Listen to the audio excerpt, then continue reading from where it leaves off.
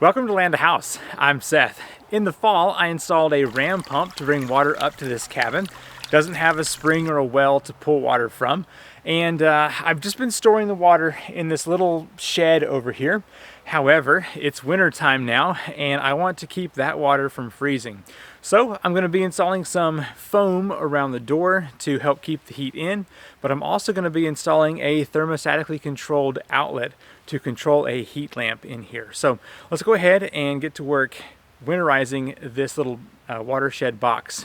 Let me get this opened up here so you can see what it looks like.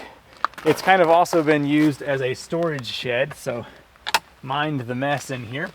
I've been using this lamp up top. Let me see if I can zoom in some. Right there is a heat lamp, and that's what has been keeping this little place nice and warm. However, it's just an on or an off kind of lamp, and so I want to use that thermostat outlet to basically keep this on whenever it's cold and turn it off when not needed. So I picked up the VN-Link temperature controller. It's kind of designed to go into greenhouses, but I've got it here for this lamp. So let's take a look at it real quick. It's the VN-Link. It's got two outlets here. You plug this side up to the wall, and then you can set your temperatures. So it'll either come on whenever it is too hot, so you can cool off a building, or it will turn on if it's too cold, so you can heat up a building. Then it's got a temperature probe. This thing's, I'd say, about 10 foot long, so you can stick this to a window or something, or in my case, just keep it in that building. So let's go ahead and get this installed real quick, and then we will program it to keep that light on. Installing this is as simple as just plugging it in. And then I will take my heat lamp and then just plug that up here to the receptacle. We want the heating side. The light has already turned on to show that it's working. So the top one is the PV, which is the current temperature. And so if I hold this temperature probe, you can actually watch that 45 start jumping up to there's 46.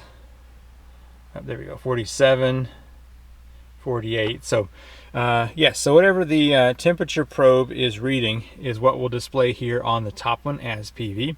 So the SV down here is what I need to change to turn this temperature off. So let's go ahead and press the set button. 2 seconds.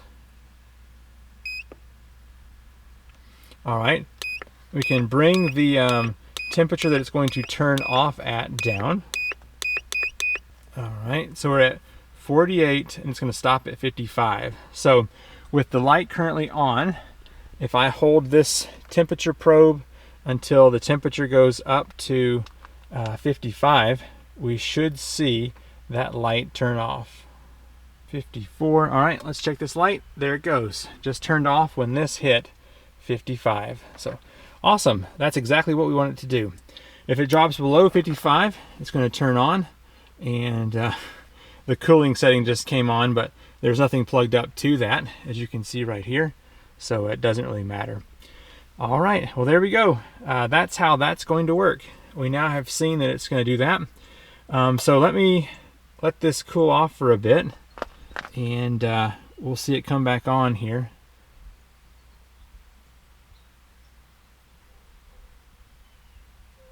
Let's see, 54. There it goes.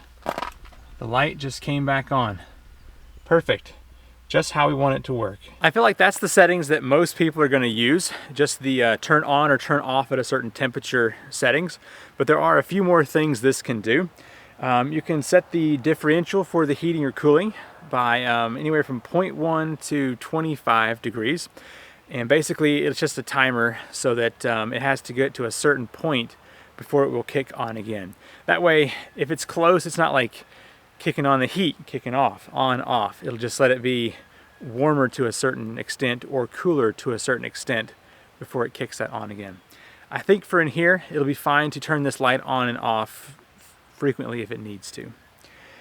You can calibrate the temperature from -9 to 9 degrees difference.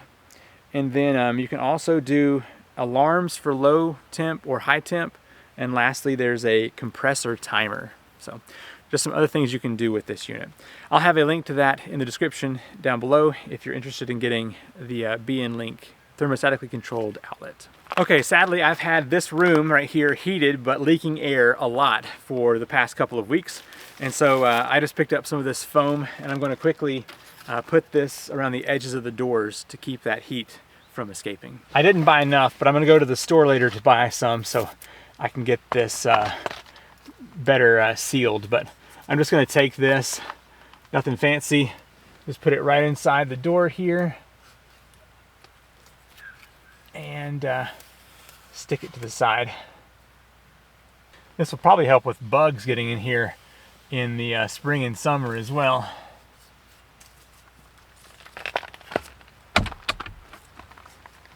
I don't know if this will translate, but you could see all the way through there before, and now on this side it stops right in there, so that mic's right in the way. All right, well, that is a good start on keeping my water from freezing. So far it's been okay, but having all those gaps in there is letting a lot of heat out, so it was important to keep that sealed off. Okay, like I said, I'll have a link to that in the description down below if you want to check it out. And stay tuned to the channel for more content on water stuff. I'm Seth with Land A House, and I will see you in the next video. Bye.